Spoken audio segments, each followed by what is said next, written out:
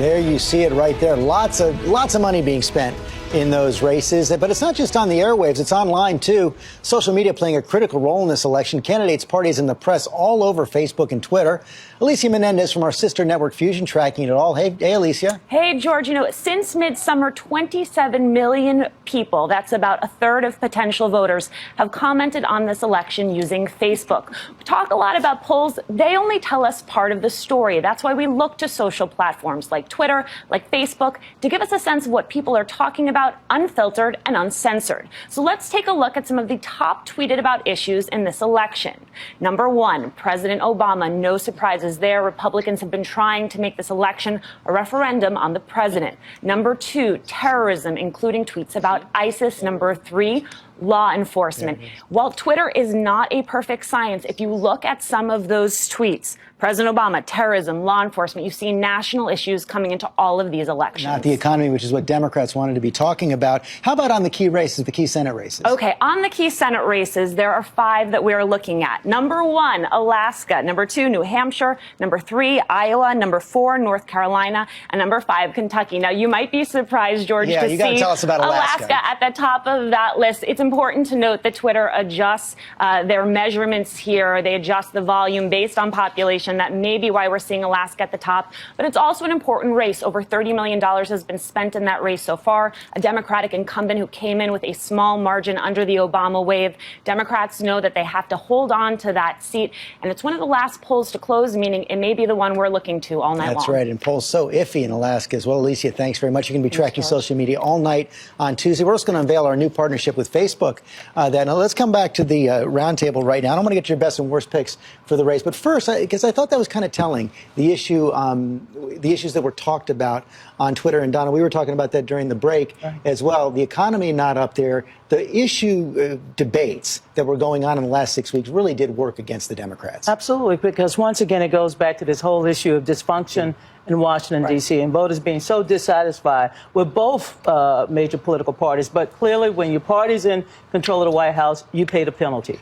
This is what I think the big mistake is in how people are running midterms these days. Midterms have basically become presidential elections outside of the presidential election.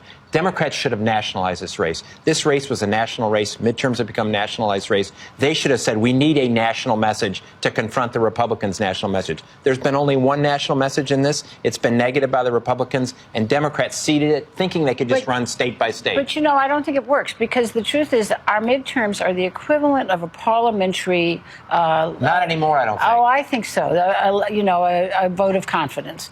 And it's our opportunity as a country to say we don't have confidence, and or we do. And so I think that I don't think that the Democrats can have a national message in that kind of also, how can you avoid it? And this was going to be a tough cycle for Democrats no matter what. But then you had the twin crises of ISIS and Ebola. I mean, Ebola, like an October surprise coming in. It just made it that much worse. I mean, real serious headwinds. Well, except it could have been just the opposite. You know, if you handle those things well, you can show yourself as able to govern. Not when 2/3 of the country thinks we're going in the wrong direction. I think it's very hard. Bill, Kristol, who had the best campaign in 2014? I think Joni Ernst in Iowa, who, ironically, Republican establishment in Washington, the consultant types, they were a little fonder of Mark Jacobs, the wealthy businessman who could self-finance, which is the golden thing for all consultants, more money. Joni Ernst was a somewhat obscure state legislator. She ran a great campaign in the primary, crushed Jacobs, who's a pretty good guy, too, actually, has run a terrific general election campaign. Looks like she'll win in Iowa.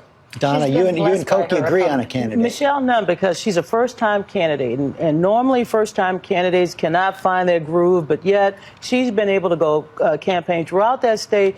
Very little mistakes. I think she's run a terrific campaign. You said John Kasich? Yeah, to me, the test of a race for how well it's run is whether or not you even hear of anything about it. And the amazing thing about that race is it's a swing state in a Midwestern state that's key. I had to look up this morning who his Democratic opponent was. It's been a disaster.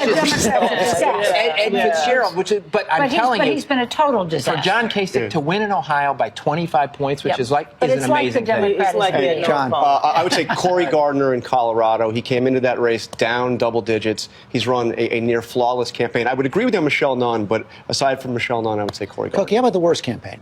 Well, the one I did name was the worst candidate was this Democrat in Ohio, Fitzgerald. But the worst I think Mark Udall has run a terrible campaign.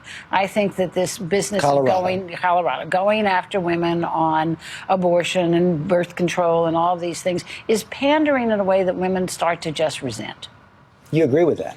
Yeah, Udall just obsessed with this. He's a moderate Democrat senator. He could have run as someone who'd been a pretty decent senator, presumably, and instead he looked like a crazy person. Just Corie Gardner's going to take away access to contraception. Do people really believe that some Republican senator is going to do this? Changed his position on the personhood. You know, the good thing about, I guess, the Republicans have found their voice in the middle and not on the extreme right. That the Democrats position themselves as fighting extremists.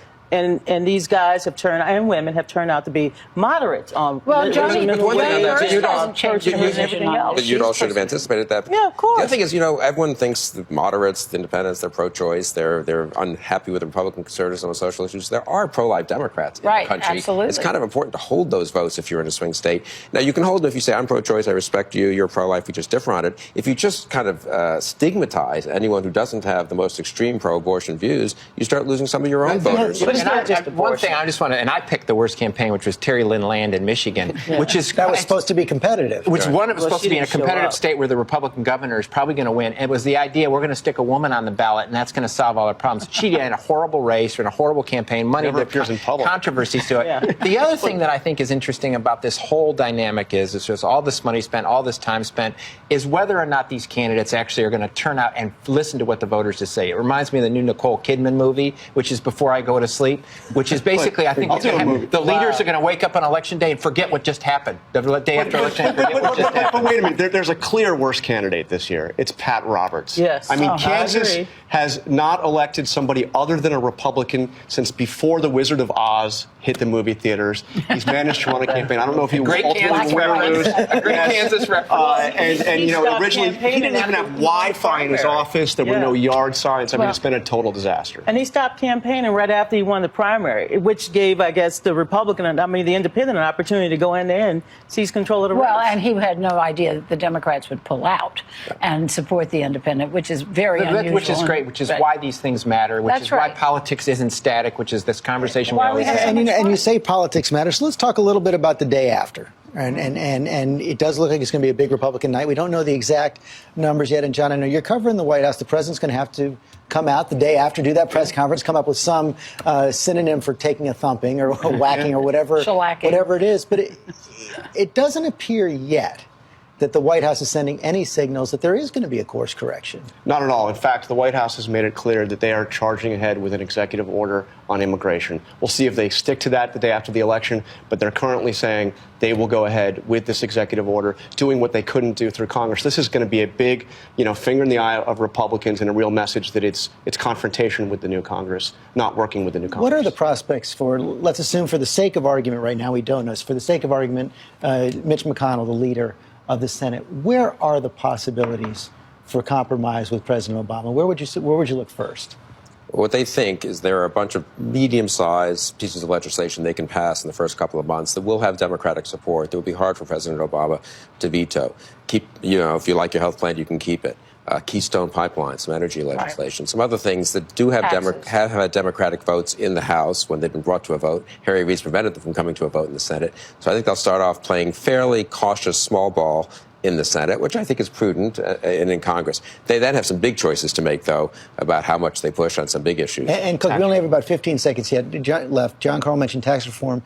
You could see some bipartisan movement behind a big infrastructure program. Absolutely. Infrastructure is one that you can see. And tax reform, I wouldn't say massive tax reform, but something on corporate taxes is something that both parties seem to be. And Republicans will need to prove they can get something done. He has to change the means of governing. The president has to change the means of governing and not the ends of it. And the means of governing is broken, and he's got to figure out a way to change it. That's the last word right now. We're going to see you all Tuesday night.